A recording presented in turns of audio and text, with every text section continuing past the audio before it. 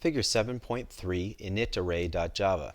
This is another simple array initialization example to demonstrate the array initializer list syntax which you see used here at line 9. If you know in advance the exact values that you want to place in an array, when you declare the array, which we're doing here at the beginning of line 9, creating a one-dimensional array of integers where the variable name happens to be array, you can follow that declaration with an equal sign and an initializer list, which consists of a set of curly braces and a bunch of values separated by commas. Now this is just a convenience notation for you, and though it may look like this is being initialized at compile time, what's really going on here is that the compiler is setting up a new operation for you, and it determines the number of elements in the array by counting the initializers here, of which we have 10, so we're going to have a 10-element array once again. And then it also sets up the assignments that will allow these values to be copied into the array after it's dynamically created at runtime. So we then go at line 11 and output a couple of column headers like we did in our last program, and at lines 14 and 15 we iterate through the array once again, making sure that we don't go past the end of the array. By the way, arrays in Java have bounds checking built in, so if you were to accidentally go outside the bounds of the array, you'll actually receive an exception message, an indication that something went wrong at runtime. And in fact, we'll go ahead and modify this example in just a moment and run it again, or to show you what happens at runtime if in fact you go past the end of the array. So we're going to iterate through all the elements of the array and output the index number and the value at that index position.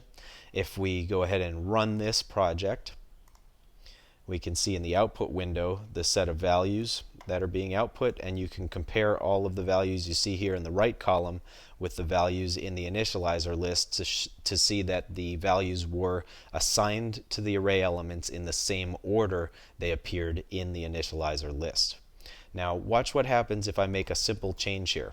One of the most common programming errors with arrays is to use a less than or equal operator here rather than less than. Now of course in a 10-element array we have indices from 0 through 9, but the way this loop is now coded, it's going to iterate from 0 through 10 and try to end when the counter's value is 11.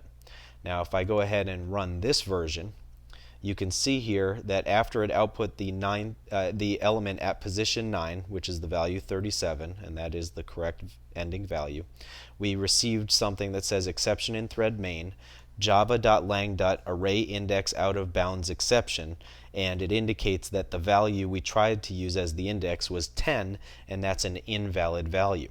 It also tells us the class name in which this occurred, the method in which this occurred, the file in which this occurred, and the exact line number where the problem was. So we can now go back and see that we were trying to access array subcounter when we were suddenly given an incorrect index number.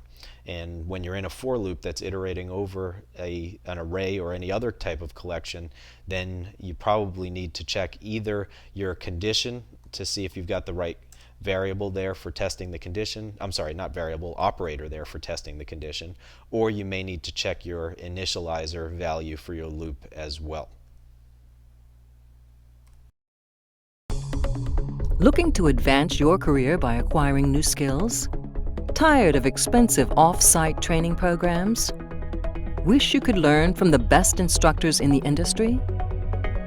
Look no further than live lessons. Self-paced, personal video instruction by the world's leading technology publishers.